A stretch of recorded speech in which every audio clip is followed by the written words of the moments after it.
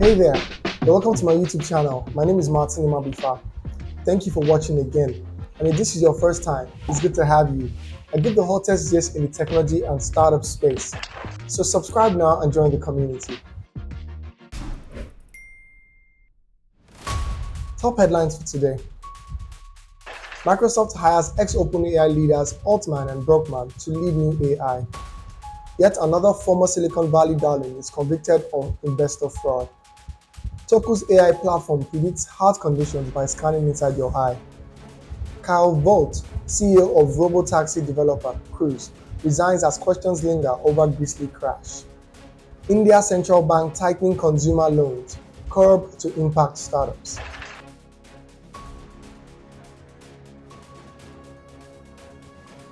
Samuel Harry Altman is an American entrepreneur and investor.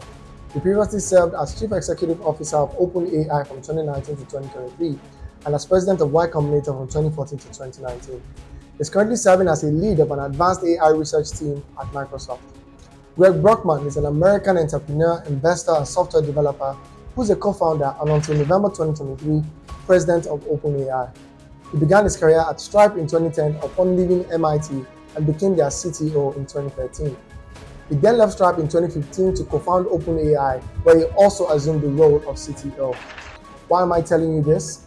Let's go back a bit. So Microsoft announced on Monday, 20th of November 2023, that the company would be absorbing the two managements of OpenAI and their colleagues who left the AI company in protest against the removal of Altman. This is coming barely 3 days after the board drama at OpenAI that got the co-founders fired. According to Nadella at Microsoft, the former OpenAI members were to lead a new advanced AI research team. He, however, noted that Microsoft was going to continue its relationship with OpenAI even as he expressed readiness to work with new management appointed for the company. Now, how were they fired? OpenAI, in a statement on Friday, noted that a deliberative review process by its board concluded that Altman was not consistently candid in his communication with the board, hindering its ability to exercise its responsibilities. Hence, the board no longer had confidence in his ability to continue leading OpenAI. Altman thereafter announced his resignation via a post on X, but without the details. However, Ulster chairman Greg Brockman shared the events that led to their exit while expressing shock at the decision of the board. According to Brockman, the removal was announced with a notice. Mira Murati, former CTO, was announced as the interim CEO for a brief period, after which OpenAI's board hired former Twitch boss Emmett Shear as the CEO. Shear stepped down as CEO of Amazon's game streaming site Twitch earlier this year. Most of OpenAI's employees threatened to quit if Sam Altman wasn't the appointed CEO. Shortly after, OpenAI's top folks like Elias Otskeva said sorry on Twitter for ditching Sam Altman as CEO. They were cool with it at first, but then after 500 employees, including Otskeva, were like, "We are out unless you bring out Sam Altman back," they had to review their decision. Investors are mad, and Microsoft, once buds with OpenAI, is now more like frenemies. It all went down because Otskeva and Altman didn't see eye to eye on how fast to push AI and worries about possible bad stuff happening. Some serious drama. Now Sam Altman is making a comeback as OpenAI CEO.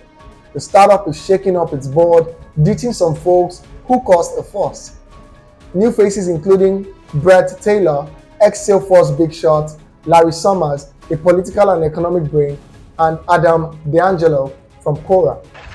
Microsoft, owning almost half of OpenAI, wasn't thrilled with the old boss choices and tried to snatch Altman for their own AI squad. Now with Altman back and a fresh board, they are all about smoothing things out and getting back to the AI game.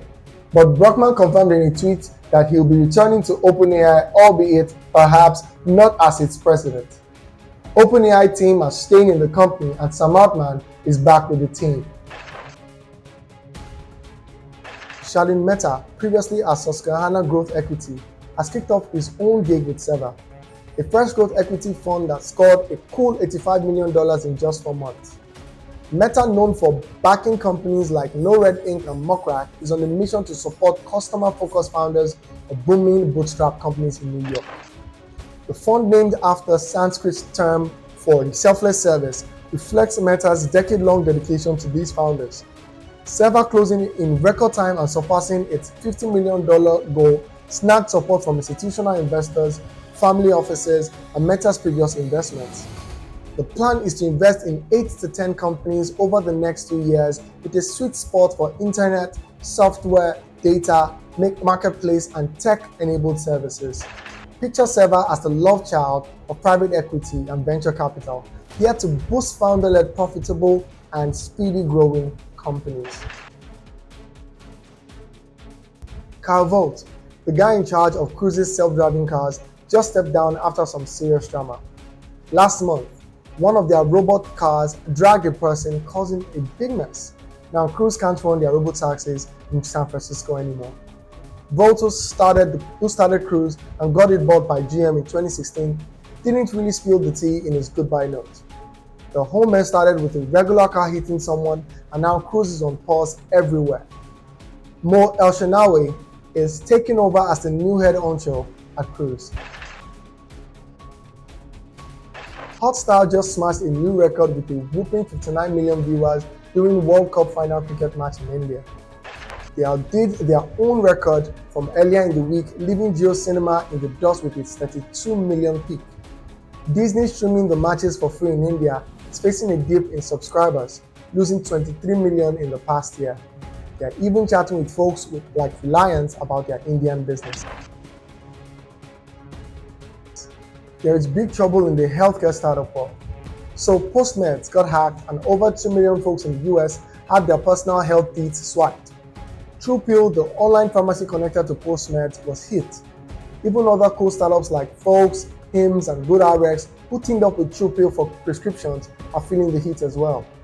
The hackers grabbed stuff like names, birthdays, meds, and who prescribed them. Folks got so mad they broke up with TruePill in November 2022 because of their messy data breach. That's a total bummer. Lucid Link just scored a whopping $75 million in funding for its file streaming magic. They've hit a total of $90 million so far, and the cash is going into turbocharging their tech, snagging more customers, and expanding into new territories. What's their deal? Well, they let teams work on files without the headache of downloading or syncing. Perfect for remote squads in cool industries like media, gaming, design, and more. Plus, they've seen a crazy 5x growth in revenue over the last 2 years. Go Lucid Inc. Peeping Title is not your average AI app, it's way more than just a little bit better. They're using AI to tackle real issues in real estate, helping banks and mortgage folks easily get info on property titles and purchases. Piping's AI and machine learning dig through scattered online databases, and if a document is missing, they've got a crew on the ground to fetch it in person.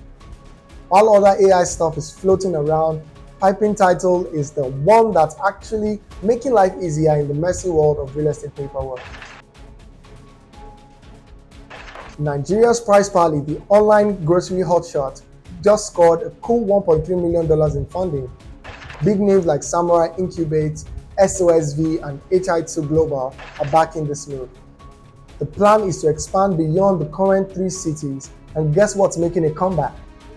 Group buying.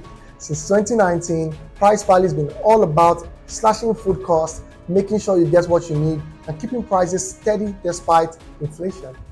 They cut out middlemen, dealing directly with farmers for fresh goods. No wonder they are winning with their transparency and market visibility, pulling in customers and keeping them hooked. Startups are caught up in the AI hype, and investors want a piece of that action. Just slapping on ChatGPT isn't cutting it anymore. Venture capitalists are pushing startups to bring something extra to the table, not just rely on ChatGPT integration. The AI scene is flooded with apps using basic models, so to shine and actually make it, startups got to step up, fine-tune those AI models, gather or fix some AI data, and stay ahead in the AI game to really stand out and succeed. TOKU, led by CEO Esen Vagepi, is cooking up something cool, an AI-powered retina scan named Claire. It peeks into your eyes and magically predicts if your heart is throwing a party that you don't want to attend. In just 20 seconds, it checks for heart disease, high blood pressure, and cholesterol levels by decoding signals from your blood vessels in retinal images. This San Diego-based startup aims to make it affordable and painless to spot cardiovascular risks. Plus, the FDA loves the idea, giving Claire breakthrough device status. Guess what? Mike Rothenberg, the big shot from Rothenberg Ventures, just got nailed with 21 counts of shady business stuff like bank fraud, lying, money laundering, and wire fraud. A jury in Northern California dropped a verdict bomb. This guy was already in hot water in 2018 for squeezing too much cash out of investors for his pet projects. He settled with the SEC in 2019, but the Department of Justice wasn't done. They hit him with fraud charges and now he's looking at serious penalties. We're talking prison time and big fines. The sentencing drama unfolds on the 1st of March 2024.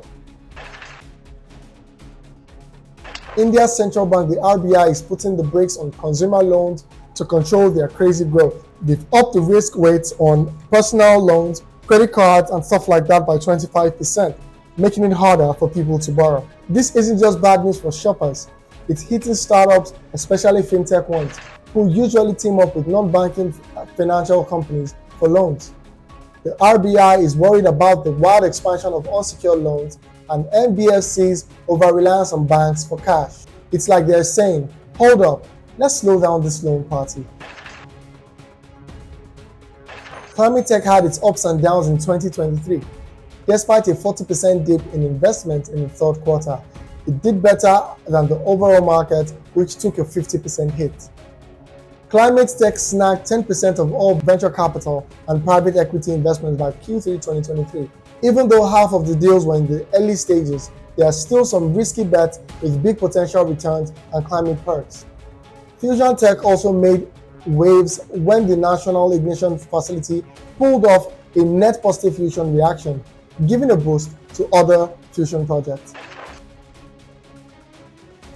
Chinese tech giants like Tencent and Huawei are getting into Web3, this crypto scene's new hotness. They can't go all in on all cryptocurrencies due to China's ban, so they are playing it safe with Web3 services that follow the rules. These companies offer cloud services and explore blockchain solutions, supporting startups with computing power and node services. Even though they are not raking in huge profits yet, players like Tencent and Alibaba are teaming up with blockchain projects, showing they're serious about riding the Web3 wave. Now that's it on the hottest gist in the startup space. Don't forget to like, share, and subscribe. See you soon.